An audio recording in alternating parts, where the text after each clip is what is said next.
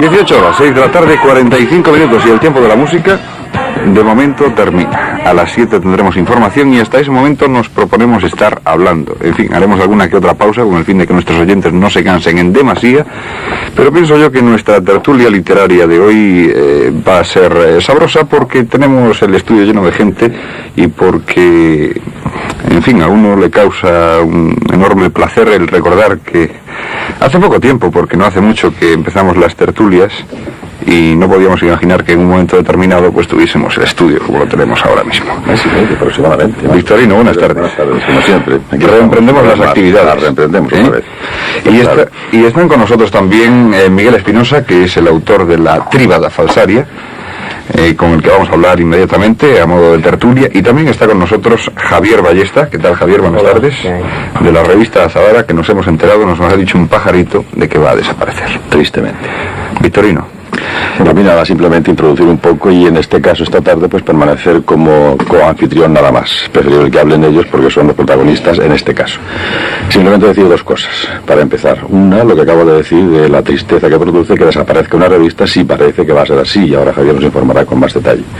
Y la otra, el contrapeso, es decir, la alegría de no solamente estar aquí con Miguel, somos amigos de muchos años ya, y él sabe que le espera otra actuación intensa dentro de pocas semanas a propósito de su novela, y simplemente congratularme de que haya existido y exista ya y esté leyéndose y muy bien, y esto tú lo sabes tan bien como yo, por lo menos yo lo puedo certificar, este evento, como diría algún castizo o algún demasiado clásico, que significa esta Tríbada Falsaria, de la que, recuerdas, el día pasado estuvimos hablando aquí, por lo menos la citamos, en aquella especie de balance de urgencia que hicimos de fin de año a propósito de lo que fueron las letras este año 80 en Murcia.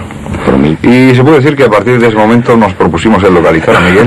Sí, y claro. Lo localizamos y en fin, está a punto de presentar la novela en Madrid. Ya se hizo la presentación aquí en Murcia y en fin, cabría suponer que hay muchas esperanzas puestas en la Tríbada Falsaria, ¿no, Miguel? Yo creo que sí, que es un libro que se va a leer y inesperadamente está teniendo más éxito del que yo esperaba, y esto me perturba un poco porque un libro de demasiado éxito que tienda vamos en pequeño a ser bestseller me perturba. Victorino, para hacer un comentario de texto, por lo menos en líneas puramente académicas, hay que primero leer la obra. Sí, por supuesto que es evidente. Luego analizar la forma, el fondo, ver si el contraste sobre ambas cosas y luego al final la conclusión, que es a donde hemos llegado ahora mismo. Tú que eres el que ha leído La Tríbada Falsaria, a bote pronto, análisis un poquitín de la obra. Brevísimo, con todo lo que significa de circunstancial y con los perdones anticipados a Miguel, porque ha sido una lectura más de fruición que de análisis. Simplemente decir dos cosas, en mi opinión. Una, que en relación con la Escuela de Mandarines, esto no solamente no desmerece, si valen los juicios de valor, sino todo lo contrario. Como ejercicio de lenguaje poético o creativo, es algo increíble, como también fue increíble esa Escuela de Mandarines. Y en segundo lugar, decir simplemente que, un poco contradiciendo lo que decía Miguel amistosamente, que no es que esto se vaya a convertir en el clásico bestseller de los novelistas americanos más o menos populares, pero que sí merece la pena que una obra tan bien escrita, tan excelente como esta es, independientemente de la anécdota, tú hablabas antes del fondo y de la forma, aquí habría que insistir más en la unión de las dos cosas, del fondo y la forma como consecuencia o como raíz, que va a desembocar una unidad última final.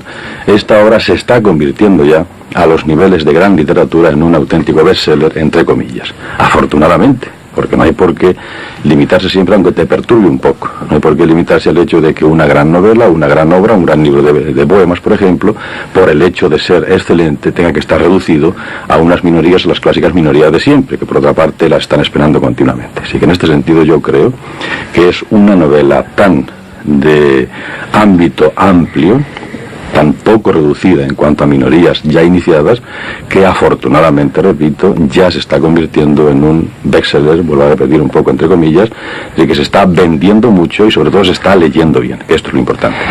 Miguel Espinosa, tú cuando hiciste La Tríbada Falsaria, ¿te imaginabas lo que podía venir después o lo que está todavía por venir? O sea, ¿se te ha pasado alguna vez por la imaginación? Vamos. No, de ninguna manera, porque La Tríbada Falsaria no es un libro compuesto por un profesional, es un libro emanado por un hombre que ha sufrido el pasmo que ahí se describe y que ha coincidido con la casualidad de que sabe escribir. Pero es aquí la concepción de la triba falsaria ha sido al revés de lo que suele suceder con el escritor profesional, que se sienta en su mesa de despacho, elige un tema, se hace exterior a él y empieza a describirlo. Yo creo que el novelista actual generalmente es como un hombre cruel y un hombre resentido, que desde su bufete mira el mundo y aprovecha los sucesos, las tristezas, las desgracias ajenas para exponerlas, pero está muy tranquilo en su fanal. Y aquí es al contrario. Yo soy un hombre que ha sufrido este impacto y como cualquier otro hombre podía sufrirlo, y que ha coincidido en mí la facultad de escribirlo. Entonces yo creo que la novela tiene ese valor, que no es la novela escrita por un perito, sino por un hombre. He notado que en ciertos ambientes causa angustia y vómito, pero no en el sentido de que sea una novela pornográfica, porque no lo es, sino porque me ha dicho alguien, porque yo de mi novela no quiero opinar sino con la voz ajena, que es que en algún momento presto una mirada de Dios a la gente que lee, y mucha gente se asusta de tener prestada esa mirada de Dios. Sí. De vez en cuando se pone el grito en el cielo cuando en realidad son cosas que... Por otra parte, muy naturales, si me permitís, yo quisiera decir un par de palabras a propósito de esto, tomando otra vez lo que acaba de apuntar Miguel. Y es algo que, en lo que insistimos mucho, tú recuerdas, Juan, al principio de estos programas. Sí. En el hecho de que no se trate del hombre de bufete o gabinete, que apuntaba bien Miguel, que ve el mundo desde fuera, no participa en él y se limita a ser testimonio o a ser notario, sino todo lo contrario. Que esa vividura sangrante que él ha experimentado, primero se viva, porque si no después poco va a conmover. Después se escriba, si coincide felizmente, como en este caso que se trata de un excelente escritor, pues miel sobre hojuelas. Pero primero la vivencia, la experiencia, después esa conversión en literatura, y así esto se hace más creíble y más asequible, con lo cual podríamos desembocar y justificarlo un poco en lo que también él apuntaba, esta especie de mirada prestada de Dios, esa casi significación teológica que a ti te he escuchado un montón de veces y que yo hoy, después de leerla, ratifico. Bueno, pues bienvenida, si así eso produce una inquietud o una angustia por esas razones, bienvenidas sean la inquietud y la angustia, porque, repito, nos encontramos ante un gran libro que previamente ha sido, como apuntabas muy bien, experimentado y sobre todo vivido con sufrimiento. Miguel, cuando un escritor, cuando un novelista hace una obra, ¿qué tanto por ciento le deja a la imaginación? Concretamente en este caso, la Tríbada falsaria. Bueno, yo distingo entre fantasía e imaginación. Fantasía sería hablar de hombres que miden 3 metros. Sí, hablemos de imaginación mejor. Imaginación es la combinación de los objetos que se dan en la realidad.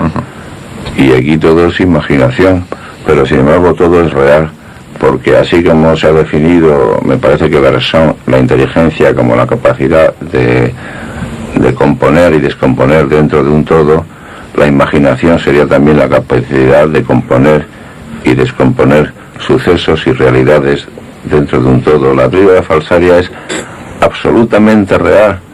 Todos los diálogos que hay, todas las expresiones expuestas en boca de los personajes principales son absolutamente reales. Yo solo las he transformado en literarias, porque si el lenguaje se coge, como se llama en cinta magnetofónica, se hace sainete. Entonces hay que hacerlo literatura.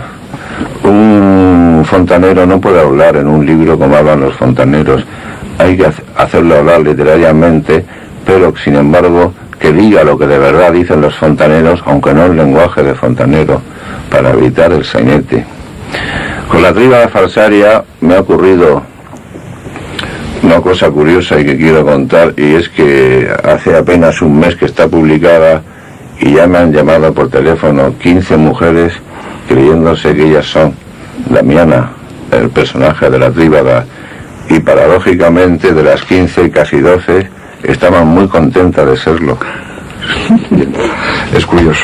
Bueno, una última pregunta por mi parte a Miguel Espinosa. Cuando la obra está en la calle, ¿Tú sigues trabajando o estás a la expectativa de qué es lo que pueda ocurrir con la tribu? Sí, cuando la obra está en la calle, el escritor cesa de ser escritor. Está en una especie de alienación y de enajenación y de Lo dices como si no te gustase, ¿no? Que es muy molesto. Sí.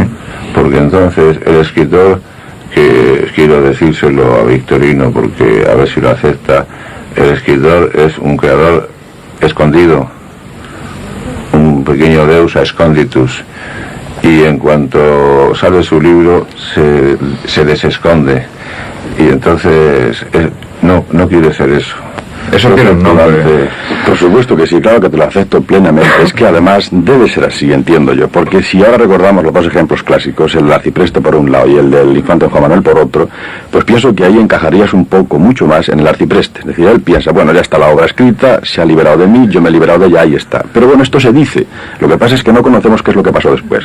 El infante, por el contrario, dice, no, mi obra tiene que ser siempre lo que yo diga y ojo con tocarla y con moverla. Por lo tanto, no voy a sufrir después, porque los que quieran leerla tienen que permanecer fieles a lo que yo digo y exijo. Lo importante es la experiencia del arcipreste. Ahí está la obra, ahí está la creación, este Dios escondido que tú decías, y por lo tanto viene después el sufrimiento, el ver cómo esa obra va creciendo, no va creciendo, cómo se asimila, cómo no se asimila, qué trayectoria sigue. Bueno, pues esto es muy importante porque significa la prolongación de la vivencia que vendrá después muy bien para obras posteriores. Por lo tanto, en conclusión, te lo acepto plenamente y así debe ser. Si os parece, hacemos una pequeña pausa, abrimos un paréntesis y ahora volvemos. Sierra Nevada, una de las estaciones de esquí más divertidas del mundo. Sol, nieve, sensacional après-ski para chicos y grandes. Infórmate, teléfono 4810-00 de Granada. Sierra Nevada te espera, te espera.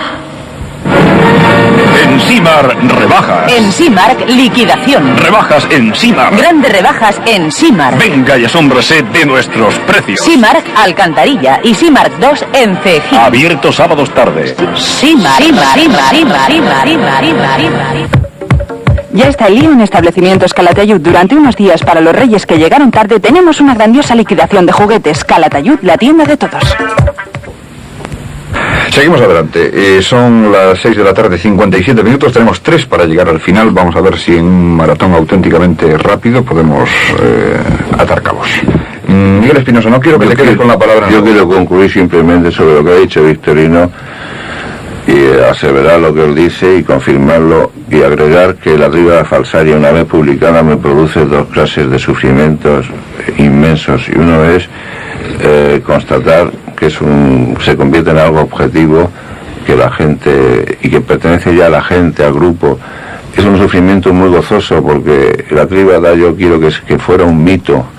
Los personajes también de Lucía que sean mitos, que pertenezcan al público, al grupo, a la tribu, porque en mí fueron conciencia y al hacer los libros los convierto en espíritu, pertenece a la tribu ya. Y luego otro sufrimiento muy particular, y es como los personajes son reales, he quedado fijados a ellos y son como personajes vivos que están haciendo cosas y yo ahora absolutamente dependo de ellos. Me he convertido en dependiente de los personajes y nada más. Bien, gracias Miguel por haber estado esta tarde con nosotros. Nos queda minuto y medio para llegar al final. Yo creo que en minuto y medio no podemos abordar un tema como el de Azahara. Vamos a dar tiempo a esa información, que suenen unos compases musicales como los que tiene siempre preparados Antonio ahí en la antesala de nuestro cuarto de estar.